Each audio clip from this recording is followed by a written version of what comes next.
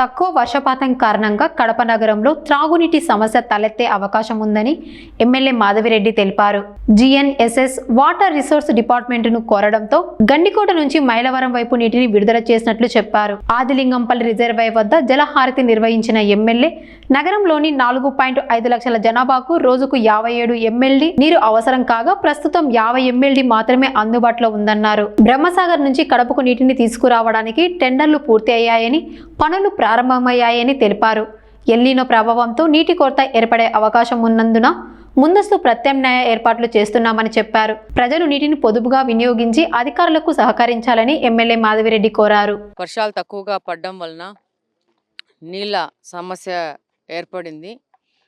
తాగడానికి కడప కార్పొరేషన్లో తాగునీటి కోసము అధికారులు జిఎన్ఎస్ఎస్ వాటర్ రిసోర్స్ డిపార్ట్మెంట్ని ప్రత్యామ్నాయ మార్గాల కోసము రిక్వెస్ట్ చేయడం జరిగింది.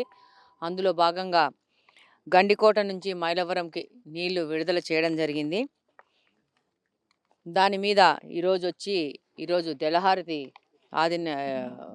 లింగంపల్లి రిజర్వాయర్ దగ్గర జలహారతి ఇవ్వడం జరిగింది.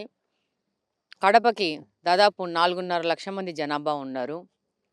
ఎప్పుడో 60-70 సంవత్సరాల క్రితము ఏర్పాటు చేసిన నీటి సదుపాయాలతోనే ఇంతవరకు కడప కార్పొరేషన్ అనేది నడుస్తూ ఉంది. ఇప్పుడు కూటమి ప్రభుత్వం అధికారంలోకి వచ్చినాక బ్రహ్మసాగర్ నుంచి ఈ యొక్క నీటి కష్టాలు కార్పొరేషన్ నుంచి బయటికి తీసుకురావాలనే ఉద్దేశంతో ఆ టెండర్లు జరిగి ఆ వర్కులు మొదలైనాయి. ఈరోజు 4.5 లక్షకి దాదాపు 57 MLDలు నీళ్ళు అవసరం ఉంటే 50 MLD నీళ్ళే లభ్యత ఉంది. అదే తక్కువ జనాభాకు ఏ విధంగా వసతులు కల్పించినాయి, అదే వసతులతో ఈరోజు 2026వ సంవత్సరంలో కూడా అదే అరేంజ్మెంట్స్తో కడప కార్పొరేషన్ నడుస్తుంది. దీని నుంచి బయటికి రావాల్సిన అవసరం ఉంది.